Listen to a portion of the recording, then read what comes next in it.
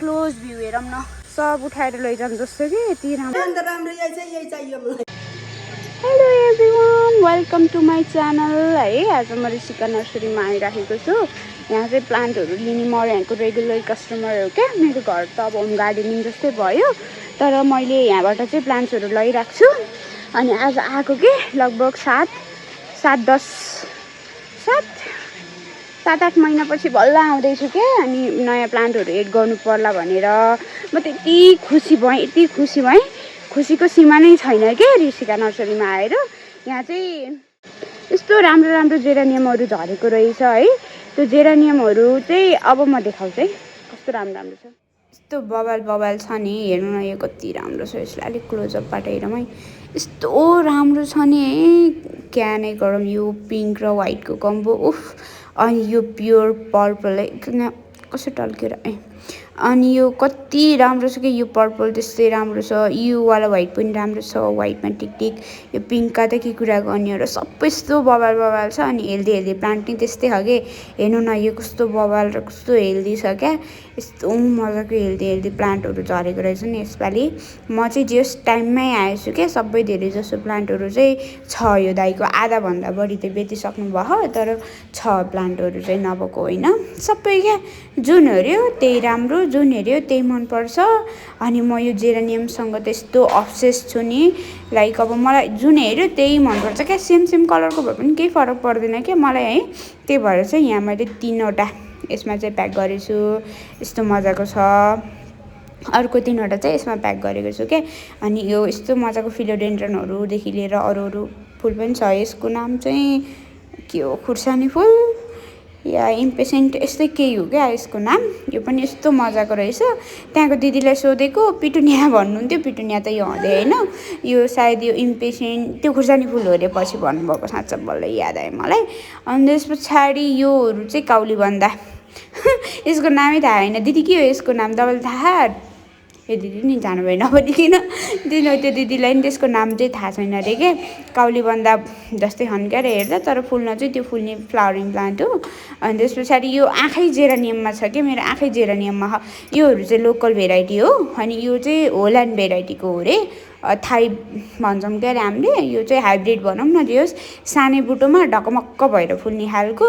अनि उता चाहिँ सबै काउलीबन्दाहरू छ। अनि यो चाहिँ सिनेरिया हो, यो पिङ्कमा भयो, यो चाहिँ ब्लूमा, अनि यो बेबी पिङ्कमा। अनि यिनीहरूको छाउरा छाउरी छ नि वरिपरि। योहरू चाहिएछ भने ऋषिका नर्सरीमा गएर लिँदा हुन्छ है, आएर चाहिँ मजाको। अनि यता पनि छ प्लान्ट्सहरू यस्तो बबाल। म त घरिघरि आउँदै यही जेरानियम्सहरू हेर्दै गरेछु। अटो बोलाएको छु, अब अटोमा जानु पर्ला। अनि यहाँ डग प्लान्ट पनि छ कि, डग प्लान्ट पनि त्यही एउटा मात्रै रहेछ, अरू त देखेन मैले। यस्तो मजाको प्लान्टहरू राखेछन्। यसको नाम चाहिँ के हो, काउलीबन्दा त होइन होला कि हेर्दाखेरि त उस्तो छ के अरे, त्यो ब्रोकौली जस्तो छ क्या अरे। अब नामै थाहा भएन यसको चाहिँ के हो, तर फुल्न चाहिँ कस्तो राम्रो फुल्छ। यसको फुल चाहिँ मैले देखेको छु। अनि यतातिर त पिटुनिया पनि रहेछ नि त, हरिया। यसपालि चाहिँ मैले मेरो घरमा पिटुनिया लाउन सकिनँ कि। यो रेडमा लाउनु त मन लागेको थियो, के अरे लाउनुपर्छ कि सोचिरहेको। फेरि आउनु भयो होला। मलाई लिन अटो आइसक्नु भयो। दाइ लाउ कति ढिलो गरेको आऊ भनेर। अनि आफै आएर चाहिँ हाल्न लाउनु भयो कि। मैले भिडियो गराउनु लागेको थिएँ। जरा प्यार से करो भाइ प्यारी त हे।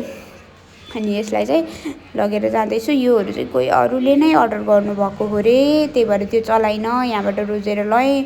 त्यतापट्टिको मलाई एउटा रेड कलरको त मन पर्थ्यो के अरे, त्यही पनि।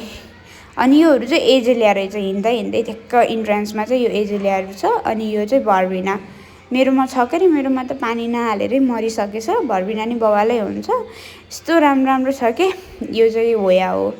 यो होया पातबाट पनि सर्छ, तर धेरै टाइम लाग्ने रहेछ यो होयालाई चाहिँ सर्न। अब चाहिँ म जाँदैछु। यो दिदी नाम पनि थाहा छैन यो फुलको बिचरा। यो काउलीबन्दा जस्तै छ क्या अरे। एकचोटि हेरौँ न होइन, जानुभन्दा पहिला सर। आजको लगभग आधा दिन जति नर्सरीमा बिताएर घर पुगेपछि मेरो आमाले के भन्छन्, फुल प्रेमी म को त गएँ भनेको, यिनै बुढीको त गइरहेछ। सबैभन्दा राम्रो यही चाहियो मलाई। म किन ल्याइदिउँ ल, हात नलाउ। ए खतरा यो मलाई यो चाहियो का। त्यस्तो नभन का आमा, त्यस्तो भन्ने होइन का। इ कत्रो बढी हेर्नु न त्यही त चाहियो ठुलैमा आँखा लाउने हो त नि फेरि हेर न यही राम्रो चाहिएको मलाई त यहाँ ल्याए हुँदैन कि भन्दैन त्यो भने मात्रै हो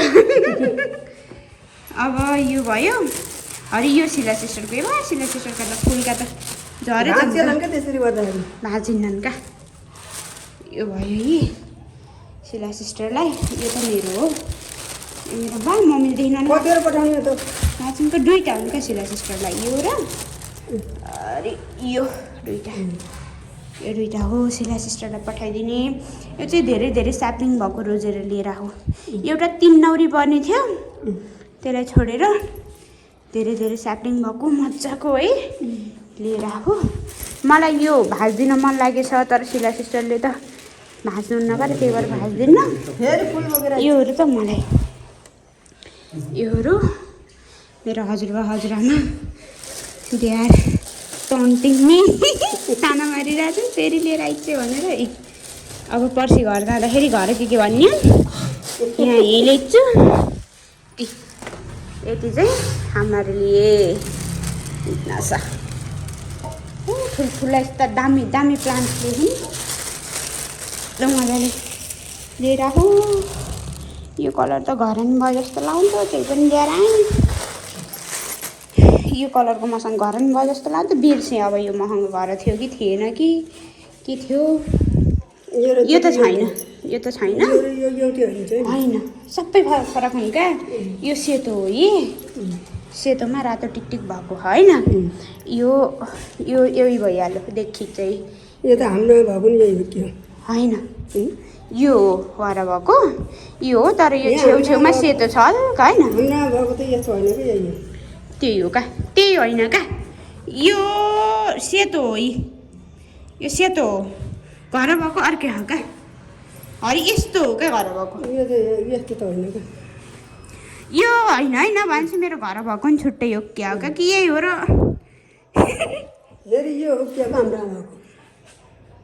सबै हो भन्छन् आमाले त्यही होला त नि ल दियो ल है यस्तो मजाको दिस इज अनबक्सिङ भिडियो है त हो सबभन्दा बढी त यो छ क्या खतरा छ है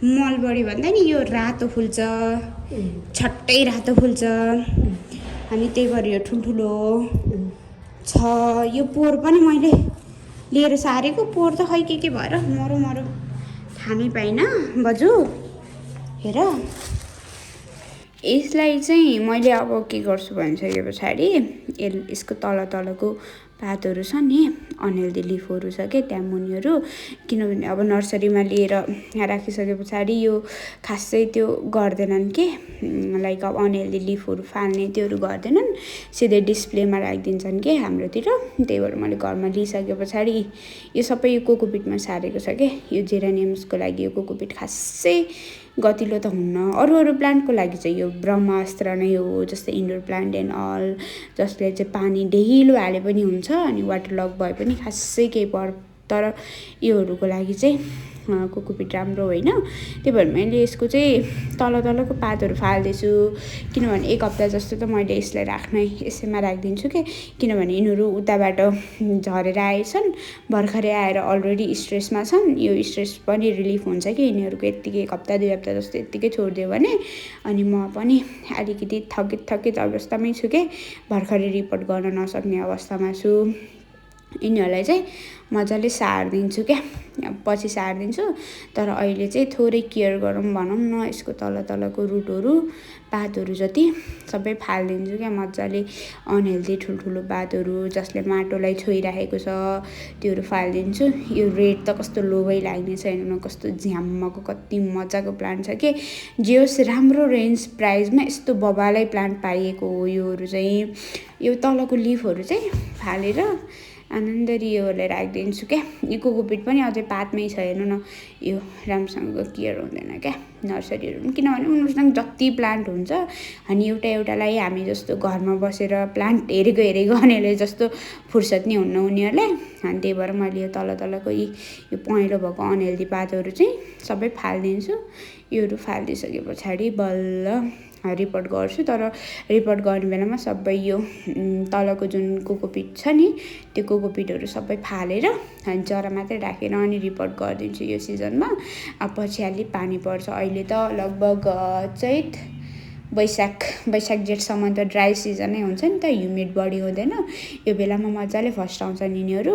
अनि त्यस पछाडि चाहिँ सेडमा राख्नु पर्ला। यो कोकोपिटै हो क्या, सबै कोकोपिटमै छन्। अब यिनीहरूलाई कति मिहिनेत गर्नुपर्ने हो। यो कोकोपिटमै फाल्नै पर्छ क्या, किनभने यसले रुट रट गराइदिन्छ पछि। त्यो समस्या हुन्छ क्या नर्सरीबाट लिएको बिरुवाहरूलाई।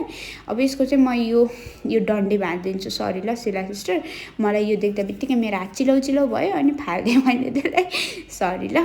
अनि हजुरहरूलाई मेरो यो भिडियो मनपर्छ, यस्तो कन्टेन्टहरू मनपर्छ भने मेरो च्यानललाई सब्सक्राइब गरिदिनु। अनि यसको रिलेटेड अब यसलाई मैले कसरी रिपोर्ट गर्छु यताउति सोध्नु मन छ भने चाहिँ मलाई चाहिँ उस गर्नु कमेन्ट बक्समा छोडिदिनु ल। Thank you.